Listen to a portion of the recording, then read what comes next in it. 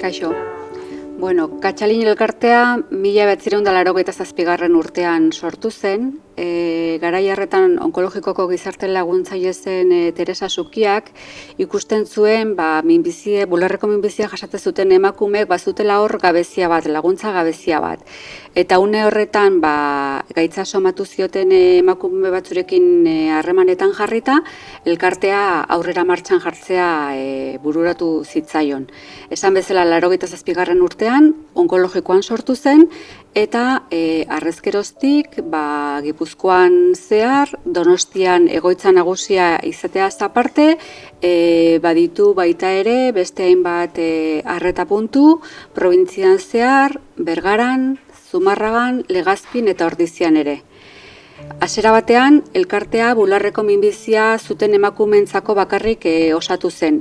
Baina, 89. urtean ikusi zen baita ere minbizi ginekologika zuten emakumeei laguntza ematea onuragarria zela eta zabaldu zen bere ekintzen puntu hori baita ere beraiei laguntza emateko.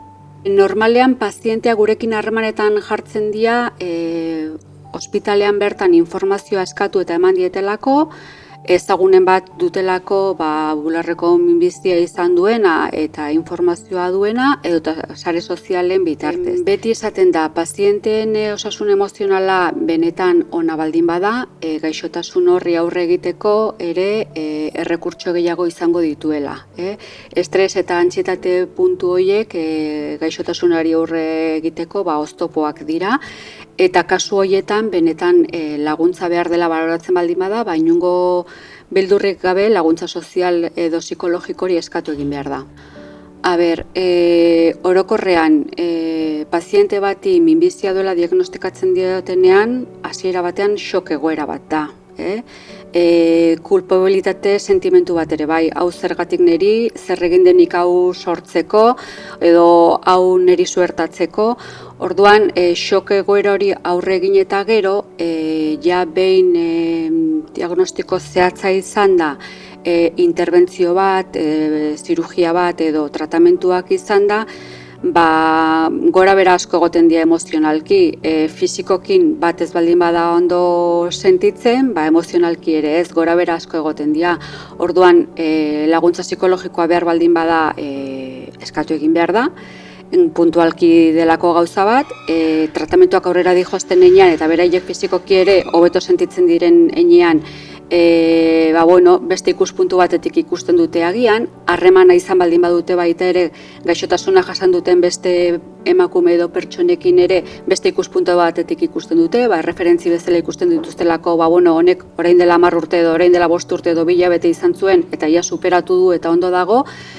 Eta gero, bizitza errealitate normalera edo bizimodu normalera berrira lanera bueltatzean eta baita ere askotan bai egoten da bajualdi bat non esaten duten, ondo nagola esan diate, baina leheno ere ondo egon eta suertatu zen, ez?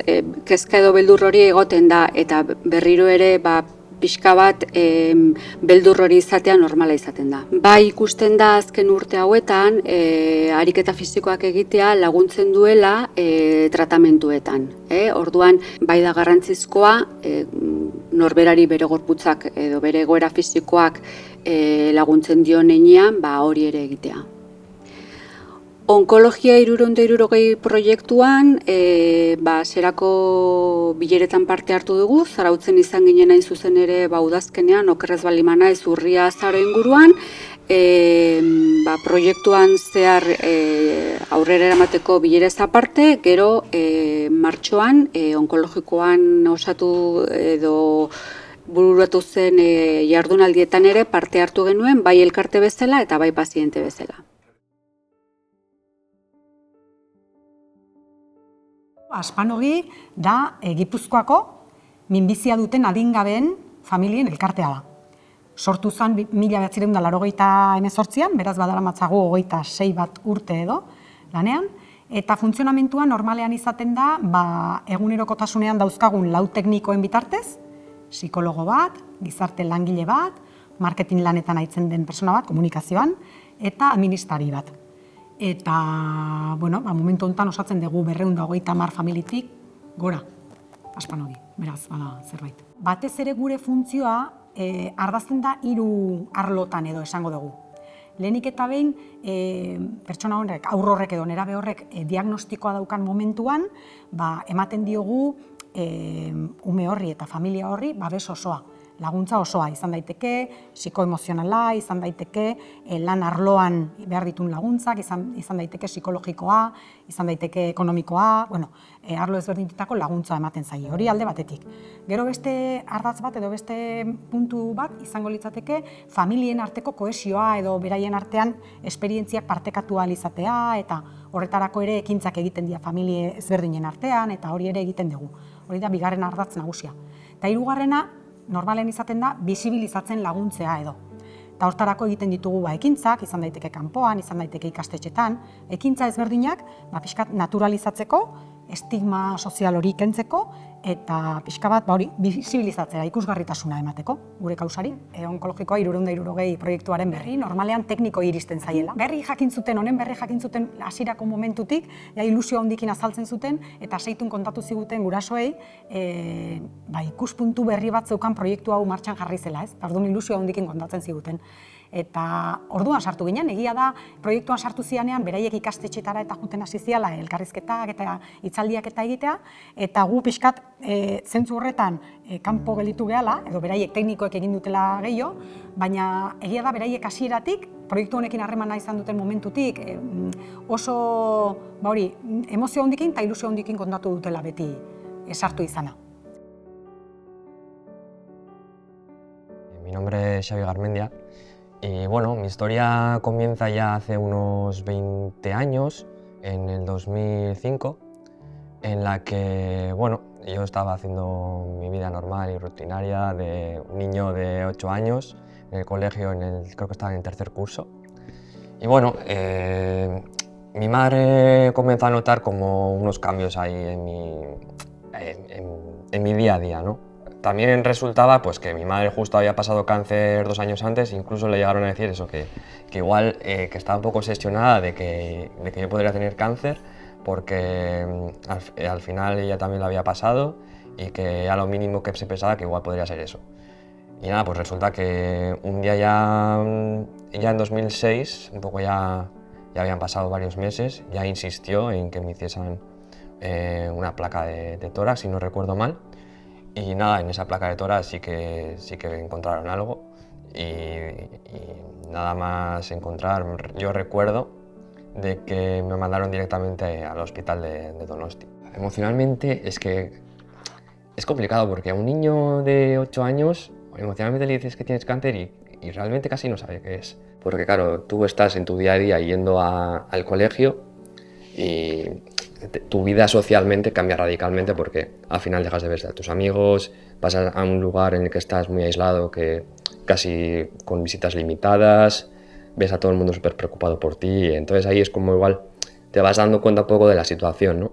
Por ejemplo, también físicamente también supone un cambio, o sea, vienes de estar en un proceso más agotado, yo por ejemplo engordé mucho también, y para realizar actividades físicas pues me costaba un montón. Yo me acuerdo que en ese aspecto también me costó bastante y hasta que no empecé a hacer algún deporte específico no conseguí ponerme en forma. Yo me acuerdo que eso me costó un montón.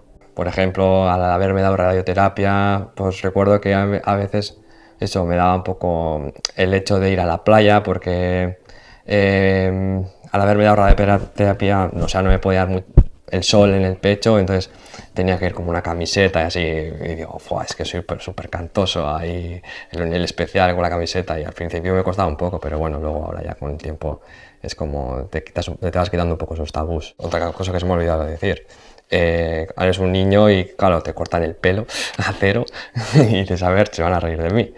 Cuando te cortan el pelo a ti y tal, pues te engordas, te ves muy diferente físicamente. Yo veo fotos de entonces y digo, wow, parezco otra persona y casi ni me reconozco, pero sí, o sea, te cuesta un poco el aspecto de ver cómo voy a entrar yo ahora, y hasta que no te ves igual, incluso físicamente y psicológicamente igual como los demás, ese proceso es también una etapa en la que tienes que eliminarte un poco de tabús y de miedos también. Bueno, mi experiencia en el proyecto de oncología 360 fue, vamos, a mí me pareció espectacular, porque a mí mi experiencia fue que me contactaron para participar en una charla, de una charla que se hizo en el oncológico, al turno de la tarde, pero bueno, y vi que por la mañana, por ejemplo, había unas actividades sobre el deporte, que por ejemplo, de haber sabido a mí, en mi caso, pues también el caso de deporte como paciente me costó mucho eso, volver a tomar forma, el volver a buenos hábitos y tal. Y en mi caso vi una charla sobre estética, que también es muy interesante, y puede haber ahí diferentes opiniones, que estuvo muy bien. Como los pacientes también podían dar sus propias opiniones, y en nuestro caso también, que fue más de testimonio y de diferentes colaboraciones de colaboradores de asociaciones, también me resultó muy interesante, porque también pude conocer gente como Natalia, que es lo que pasé un buen rato ahí hablando y contando nuestras experiencias, y te ves reflejado, incluso y puedes incluso admirar, ¿no?, en las situaciones que ha vivido diferente gente, y contar tu experiencia como testimonio. Para mí fue una experiencia muy agradable, la verdad. Guk ongizate psikologikoa sustatzeko tailerrak antolatzeko ardura genuen, eta egin genuen beraiekin saio ezberdinak nun ze usten zuten garrantzitsua zela ongizate hori lantzeko, ezta? Eta denen artean erabaki genuen yoga onkologikoa bazula izan gai bat nahiko interesgarria, eta horrela izan zen antolatu genuen yoga onkologikoko tailerra Imakuladan, eta hortan lagundu ziguten pixkate ikasleek.